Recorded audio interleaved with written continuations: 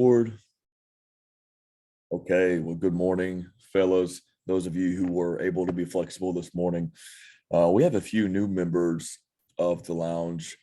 I think they might be not getting our Slack communication, and I want to be sure that I follow up with them and make sure that they're getting these messages.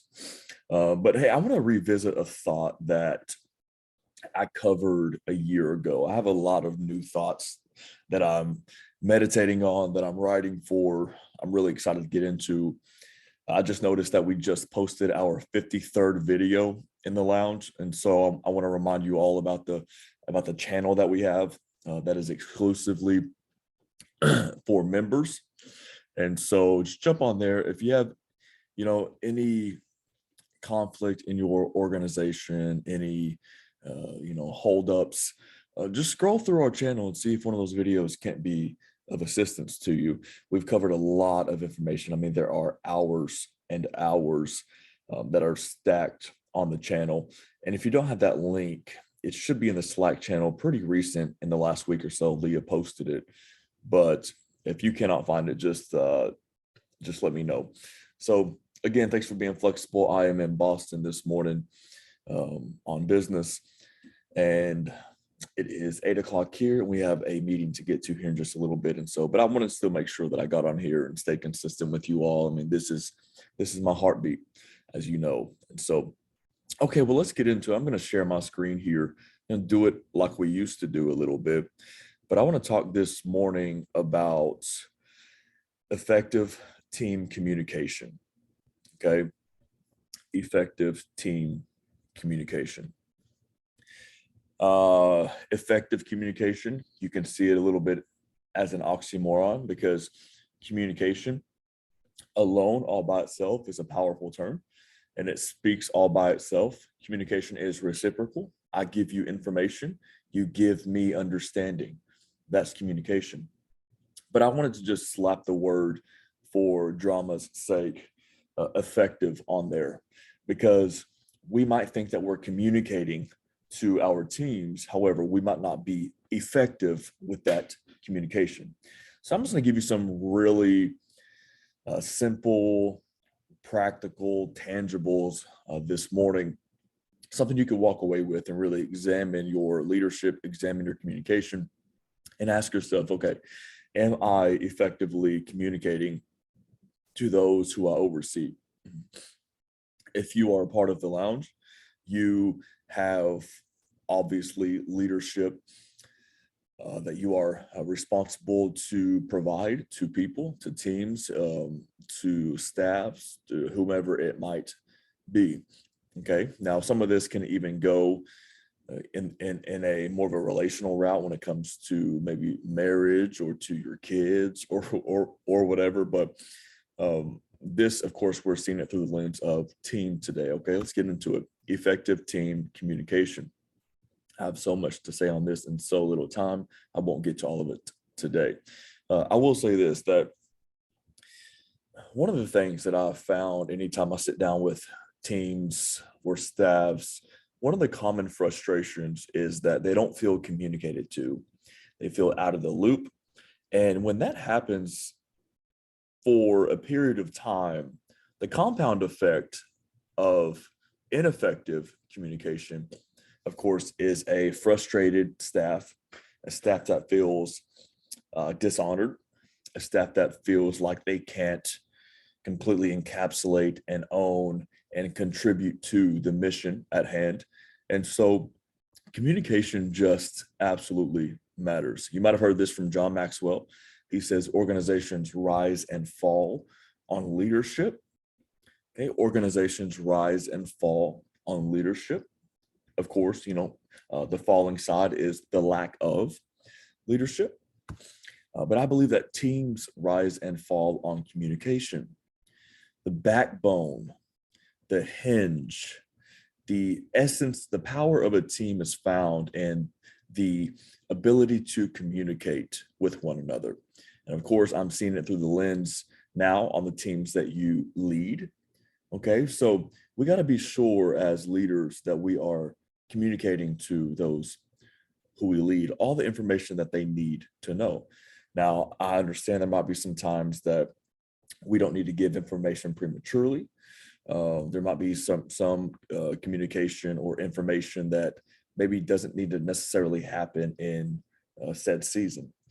However, for the most part, teams desire to be communicated to. And I'll just say from our angle, from our role, from our seat, we cannot hold our teams accountable if we have not communicated the information on which we get frustrated with them, not moving on that information. If we don't give them the information, we cannot expect them to complete the thought on that communication.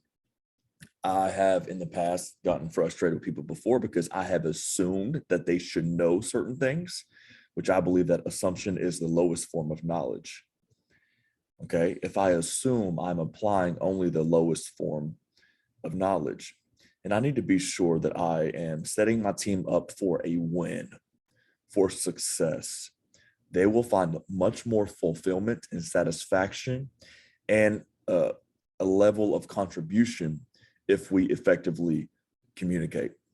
Okay, I mean, it could go as far as, let's paint a case in point here.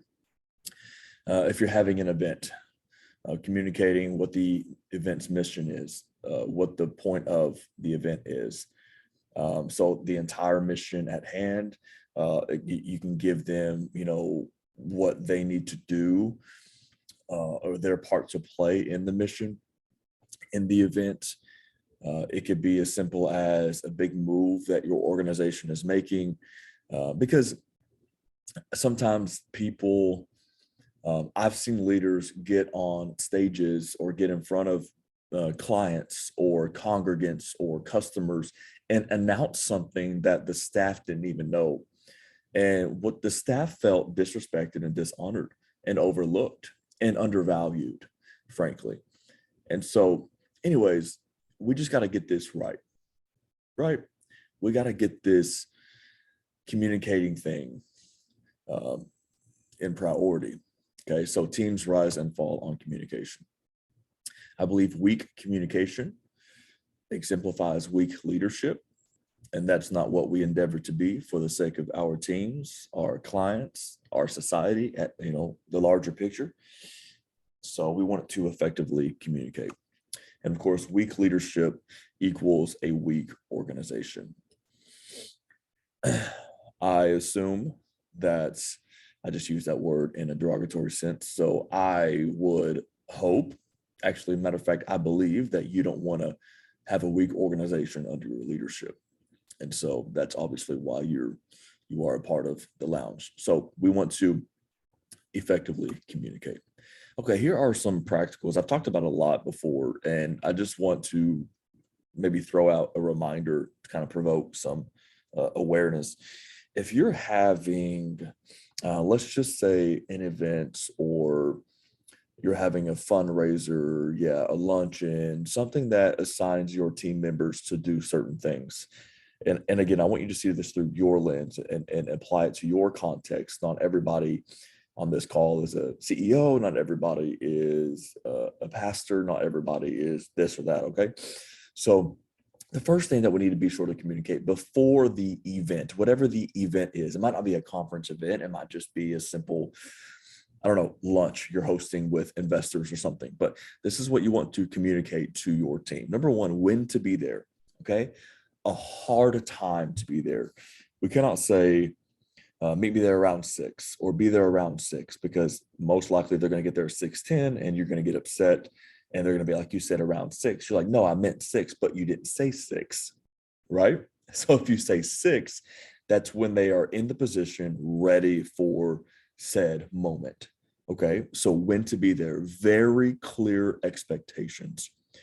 You can only inspect if you can only inspect and correct if you provide clear expectations.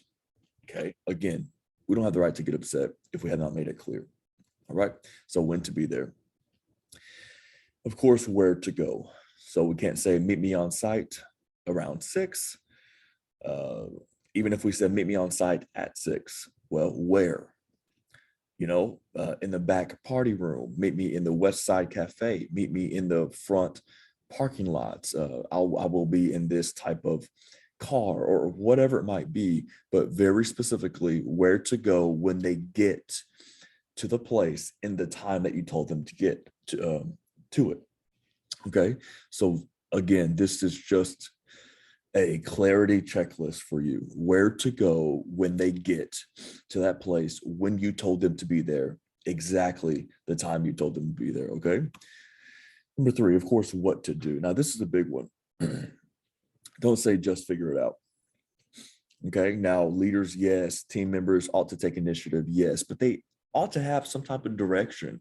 And the direction is dependent upon or established upon whatever the mission is. Okay. So, of course, you got to do some prereq work. You got to do some work beforehand. And again, make it very clear what the mission, what the purpose of the event is. But you got to give them very clear expectations on their tasks, on their duties, on the responsibility, what to do when they get where you told them to go in the time frame, or the exact time rather, that you told them to be there. Okay. What to do. And number 4, when to leave. Okay. You want them bookending the day with clear expectations and excitement, and ending with the level of fulfillment and satisfaction as if they have completed their assignment. Okay. What you don't want them doing is be set up very well for the evening, and then they're hanging out. Let's say it was 6 o'clock. Let's say it's about 8:15. They start talking amongst themselves like, can we leave? Can we not? When do we leave? So maybe say, hey, whenever this final task is done, that is your dismissal. Or say, hey, we're going to rally up at the end, debrief the evening, and then we're going to leave together. But whatever it is, again, however it applies to your context, you just got to be sure that you give them a very clear moment or expectation on when they are able to leave. Okay. Again, you don't want people to you don't want them to enter on a friction point with any confusion. You don't want them to leave on a friction point, because again, it would suck if they had a great night but they ended the evening on, with confusion, and subconsciously they're trying to process the thought, did I leave prematurely? Am I going to, be held accountable to this? As they're driving away, you want them leaving saying, man, we did that together. There's clarity, there's excitement, there's fulfillment. Okay. So when to be there, where to go, what to do, when to leave. Okay. I'm not going to necessarily get in today how to debrief an event, although that's a pretty fun thought that is in our archive. I encourage you to go back. Okay. So with effective communication, you got to know how to communicate, of course, before something like this. But you also need to know what type of communication is proper, what type of communication is needed, so let's get into that in just a moment. So, okay, as a leader, what you might think is over communication is likely effective communication. So if you tell somebody something one time, that might be enough for you. But sometimes people just need simple reminders. And therefore, nobody has the right to say, hey, I didn't know, or it got lost in the thread. That's why sometimes I'm going back in our thread, and like, for example, every single week, Leah sends out this Zoom link. It's the same link. All you have to do is save it. However, we want to make it simple. Okay. Again, minimizing friction points to your team. That's how a leader thinks. How can I make this user friendly? So what you think is over communication is likely effective communication. I would rather tell you too much and get a little bit on your nerves, but you're, educated in what I'm trying to, communicate, versus you being like, I didn't know, and the task didn't get done. Okay. So, like earlier this morning, somebody had texted me, remind me of the link that they weren't able to make it. And it was no problem at all to send somebody a link? Absolutely. I had it pulled up already and I made it simple. This person's probably on the go and trying to process their schedule. Can I jump on it?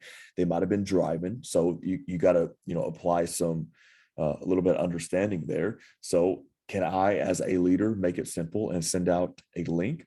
Absolutely. Will I do it every week to the same person? Probably not. But there are those moments that you need to make it simple for those who you are serving. And that's no problem at all. So I over communicated the Slack link, right? And it was effective. Okay. The person got to process their schedule and see if they were able to jump on. Okay. And this person wasn't in the moment. So, okay. So questions to think through. Now, this is a big one. And I know there's a lot of nuance or there's a lot of dialogue that we could have around these thoughts. But again, we got to know what type of communication is proper in what moment. Okay. Sometimes this is hard to read. Sometimes people have different expectations with this. However, there are pretty generalized things that uh, pretty principled, rules here. Okay. So questions to think through. What can be an email? So not everything has to be a meeting. Okay. Unless you just have an incredible quick meeting culture, not everything has to be a meeting. Some things can be an email, right? I hate pointless meetings. They are one of my greatest pet peeves in business. Pointless meetings. Now meetings do have a purpose when they are purposed, rather. My man said 100. Yeah, no doubt, man. Meetings are for, collaboration, chemistry, coaching. We talked about how to lead effective meetings, I don't know, a couple months ago or so. However, not everything has to be a meeting. Now, should you have meetings? Yes, but they need to be with great purpose and intent. Okay, so what can be an email? And then what can be a text? Sometimes you can simply text things. Okay. And then what needs to be a meeting? There are certain things you need to have meetings over, certain things you need to get, in the think tank, certain things you need to, confront face to face. There are certain moments where you need to gather your team and meet. Okay. And then what can be a hallway informative or conversation? Okay. Now, don't be trying to have a lot of meetings in the hallways because sometimes people are in between things. By the way, let me just say this, a little bit of a tip. If you are constantly getting stopped in the hallway and asking questions, call me crazy. All right. But this is something that I'll do. Because there were times that I knew if I opened this office door and went out into the hallway, I'm gonna have 7 meetings on the way to the bathroom. That was the nature of my role. And there were times that I just needed to be available, and there were certain things that had to happen. But a little bit of a hack, and part of me wants to slap myself in the face for doing this, but this is what I do. Sometimes I will walk fast when I'm in hallways, because what that communicates is you are heading somewhere, or that you're busy, or you're in the middle of something. Even if you're not, it's a little bit of a work hack. Walk fast. Another thing that I've done, and again, I might be a liar with this, Lord forgive me, but I will put my phone to my ear. The other day, I was on the plane, and I was charging my phone, so I couldn't plug in my earphones. My earpods were dead, so I had to use my old school cord, which those never die. So traveling, it's simple to use those. But I felt like a couple guys next to me, they were talkers, so I put my headphones in. I didn't even have my headphones plugged in. I just tucked it into my seatbelt as if it was plugged in. So those nonverbals sometimes help you focus. Okay, so sometimes I will kind of put my phone in my ear. I will walk fast, whatever. That's kind of a side thought and just kind of a funny thing, and it might not be appropriate, and I might need some correction on that. However, sometimes things can be handled really quickly face to face in a hallway. Okay, let me see what the chat is saying here. Savage. You know what, Ronnie? I don't care, dude. Now I can't get out of this. Okay. I'm just going to keep this up. There we go. All right. So what can be a hallway informative or conversation? Just, oh, hey man, heads up. I want to let you know we're still on for Thursday at 12 at Bongiorno's Coffee. Okay. So I can't wait to see you then. Whatever it might be. It might be a little bit more, confrontational, conflict resolving, whatever it might be. But okay. And then, of course, who is the correct and initial source to go to?